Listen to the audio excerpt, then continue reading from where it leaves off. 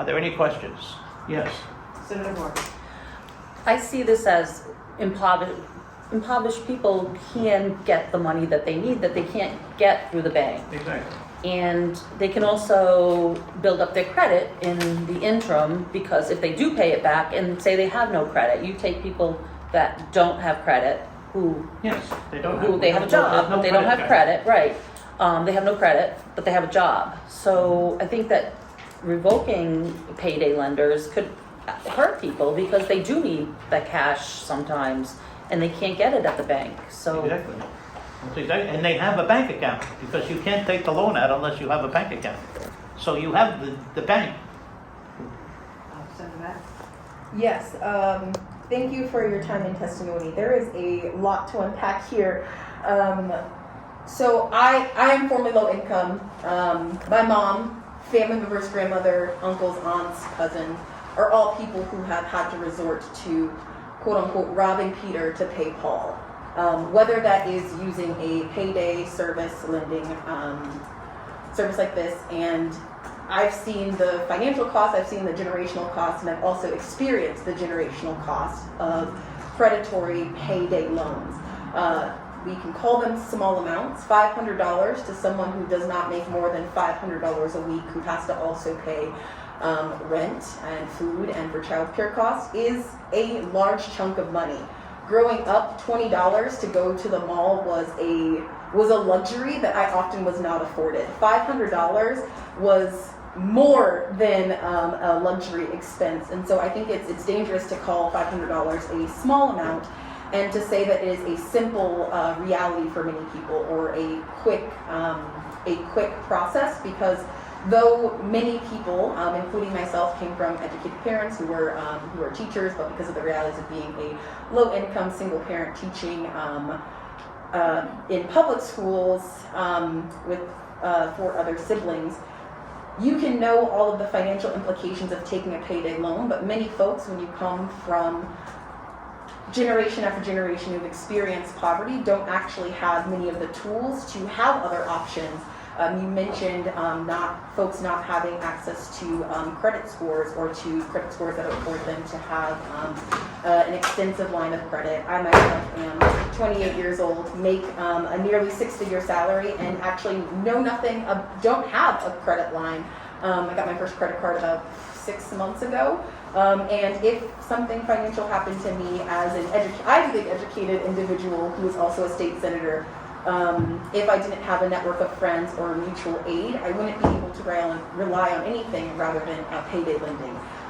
Folks in communities that I come from and who share my backgrounds will inevitably resort to many of the things that we've done for generations after generation. Mutual aid. I rely on my brothers, my sisters, my mother, my grandmother, and my communities to ensure that my bills are paid if, unfortunately, the case did not, that I was not able to afford that. I also participate in many mutual aid, because the way that our systems are set up, they systemically disenfranchise people who are hard workers and who do have the education to understand the financial burden, but actually do not have the systemic resources in the form of having a living wage, a paid wage, and having their daily cost of living reflected in their rent prices, their grocery store bills, education, and etc. So while I appreciate your testimony, I think there are several things, and I could dive in deeper, wrote a lot of notes, but I think it would be a very dangerous situation for us not to highlight that the lived experience of many people in the state of Rhode Island when it comes to payday lending, and from historically marginalized and generationally impoverished backgrounds, is that these are often the last resort and the only resort, and do not have many other recourses for quote-unquote small dollar amounts of loans. And this leads to a predatory and slippery slope where folks are, again, robbing Peter to pay Paul week after week after week, and are unable to actually catch up to many of these payments due to the predatory nature of the interest rates and the method in which they are acquired. So I guess this was less of a question and stealing from some of the styles of some of my colleagues, more of a comment. So thank you, Chair. May I comment on that? Oh, sorry, that was not the question, but. Thank you, Senator Mack. Yes. Thank you, Senator, and I appreciate you agreeing with what I said. you agreed with, you keep looking over that side, you agreed with what I said. Here is the reason why. 500, I said before, yeah, might be a small amount. I grew up in a tenement, but yeah, 500. It's a lot of money, forget about it. But what I'm trying to say is, you have a choice. It's up to you what you want to do. Now, let me finish, please, Senator. You want to change, it's up to you. It's something there. And you're saying, okay, this group, this, that. When I had the place, okay, down at the arcade, we didn't have many people coming in. It was at that time, it was an expensive place, and it was a great place, and people came in, and a lot of the people worked there. A lot of people came in from there. When I was in the Rhode Island Mall, the people that worked there, they came in, they all wanted to take a loan out. So, if you eliminate it, where do they go? Where do you go? Where does anyone go? It's not there. And by the way, when you said some people, what they do, they take it out. One of the things that we take a beating on, big time, is someone goes to a payday loan company over here, which is different from my company, take a loan out there, then come take one from me, then take one from you, and now they owe all of that money. They sign that, no, they don't have another loan out. But what they're doing now is collecting all of the money. So, I understand what you're saying, but it's like, let's say, going to the casino. Oh, wait a minute, you grew up with this, you grew up with that? No, you can't bet more than $5. Chair for me. Yes, please, go ahead. Yes, I will keep my response brief. To elaborate, for most people who live in the reality that many Rhode Islanders and folks across this nation experience, there is no choice in poverty. The only choice that many people have is a predatory choice. And when you do not have a reality where many of the other choices are actually afforded to you and accessible, that is not an authentic choice, and it is not a real choice. Whether you want to call it a choice or an option, many of the individuals with my lived experience currently living in the state do not have a choice rather than to use these predatory methods. And then, oh gosh, there was something else, but my brain just lost me. Thank you, Chair. Okay, well, if they don't have a choice, as you said, they don't have a choice, then don't go and take the payday loan out. It's up to you. What's the difference? Senator Mendes? Thank you for your testimony. Remind me of your name? I'm sorry? Remind me of your name? Your name? Bill. Bill. Thank you, Bill. Clearly you're eager to be right in this situation by trying to identify ways that you're right. So I will tell you the ways that you're right and then the ways that I feel like you're missing something. So you are right that people take out payday loans because they need to keep the electricity on. You are right that people take payday loans because they need to fix their car and even put food on the table. You are right that they can walk in and do it in 10 minutes. What you're neglecting to identify is that, and also there was one contradiction here just on the last part where you were right that you said that we should trust our constituents to make a choice, and you just reiterated that again. The thing that you are desperately kind of missing here is that payday loans and lenders park themselves at the crosshairs of desperation and disparity. You do not find payday lenders and payday loan shops. Could you speak? I can't hear you. I'm sorry. Gladly. You don't find payday lenders and loan shops in Barrington. You don't find them in places of extreme wealth. You find them in at the crossroads of disparity and desperation. And the issue that we have, and I would love for there to be no one that needed to come and take out a payday loan for their electricity bill. But this body has yet to address the cost of electricity for those that are poor.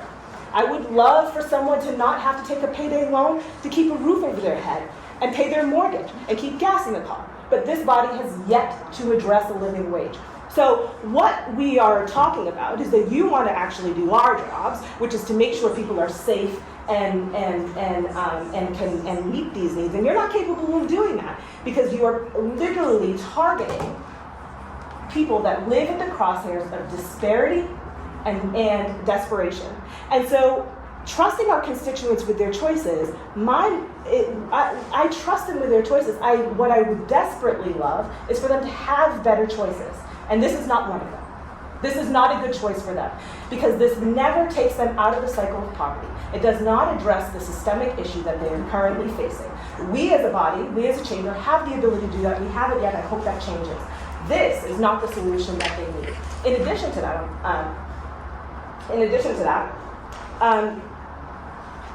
you made a comment about, that they are well informed of what they do. And then 2 seconds later, you said that they are in and out in 10 minutes. Because they do. Nope, I'm still going. Did you ever take a loan shop? Anyone that has signed anything financially knows that there's a litany of small print. There's tons of things that you need to know about what you're doing. Mm-hmm. No one is making an informed financial decision in 10 minutes. What they're making a decision is out of desperation, and they came to the place that is going to prey on that. That is exactly what this industry does, and it needs to end. And the response to the things that you have identified, the few things that you were right about, the response to those needs to happen here, not with you. Well, can I ask you, where are they going to go then? As you said, you want to have a better... We'll fix it, but that's not your May I job. finish? You said you We're wanted to... going to finish, and then we have a lot of witnesses Okay. on this, so let's wrap this up. One question. Finish your sentence. No, just that, you said you want to have a better choice. So if we're eliminated, there'll be no choice because we won't be there and nobody has to come to it. It's there. It's just like anything else that you want to do. Go to it. And by the way, I had a place in East Greenwich. That's not a wealthy area. I think Senator Anderson and then Senator Mack. Bill, you said your name is. Bill, you cite studies that people are informed of what's happening. Where did you get them? Can we be furnished with those studies, Yeah, I the can try to facts? find them for you. They are, one is Global Strategy Group and the other is the Terrence Group. But there are many other studies that I could do. And again, people call us predatory. But I'm just speaking No, on not this. you, I'm but so- speaking on this. I just want to know if you can send us all that information so we have the facts and figures and who has done those Yeah, studies. I will- That would be That wonderful. would be Thank very you. helpful if you could supply that to Okay, the so I will- committee. I will do that and get that. And as I said, as you said, you said that we are only in certain areas. Well, I can tell you something else. Research by the University of Michigan, May 2021, found that 60 million people live in a census tract with a post office but not a bank branch. From 2008 to 2020, more than 13,000 bank branches closed, according to the National Community Reinvestment Coalition. Wow. So where are you going to go? All that information would be very helpful to the committee. Anything that you could provide to us, Bill. Sure. Senator Mack. Yes, and I want to thank you again for your testimony. I hope you heard the passion. It's quite a disconcerting experience to be able to sit and have these conversations with folks who are at the helm of making these decisions that I have experienced through my family, and who have directly experienced some of the hardships of what generational poverty looks like. So I hope that you don't see these as combative remarks, but that you see them as the real pain and experience that folks who are low income face. Sorry. Well, I grew up with that. I'm Yep, sorry. I'm not done. I'm crying, but I'm not done. But it's hard to, My father didn't have a Continue car to until he was speak. 40 years old. Well, I yes. And as someone who's currently working at only $800 for this and trying to figure out a different job, it's really important that I hope you hear the passion that many folks who will talk about these bills have, because while you may not consider them predatory, or people who are experiencing poverty who grew up in situations like mine that I was only very fortunate to escape and be able to sit and talk about my own experience and be able to potentially vote on a bill like this, that it is very few people's lived experience that get to actually now vote on some of these bills. And while I do see some of the pushback that you have, it's frustrating to have to defend our lived experience and be talked over by someone who does not hear the real pain of stories, and people who, quite frankly, can't even come here because they're working hours and hours and hours and can't even defend themselves against these bills. But I'm gonna stop crying. It's been a hard day and a hard week, but I'm not trying to attack you, but really illuminate the how impactful these bills can be, and to hear folks refer to small amounts as $500 for someone who grew up where that might as well have been $10,000. And some days it does feel like that. So Okay. yes, sorry. No, don't be sorry. Take a deep breath. May I just? We're gonna No. move forward. Yeah. It's Okay, okay. there was one thing that was. We're done. No, We're done. it's We're enough. done. It's enough. No, it- Everybody has a lot of passion here. You just give us the information that we asked for. Sure. We heard you. Yeah, no, And we heard your passion as well. And do you want a copy of, like, The chairwoman will give it what to I'm us. saying, you mentioned that. The chairwoman will give it to us. You send it to her, she'll The give it to senator us. mentioned that the form is all little stuff. No, it's a big form, 1, 2, 3. You can send it to Please the provide chairwoman. that. We're That done. would be great to That's see what I'm saying. that, If you so we would can like all that, then see you can see. what is out there in today's environment. Sure. All the information Yeah, you give 1, us 2, is 3. very helpful. Yeah. Thank you. Thank you. Thank you very much, thank you.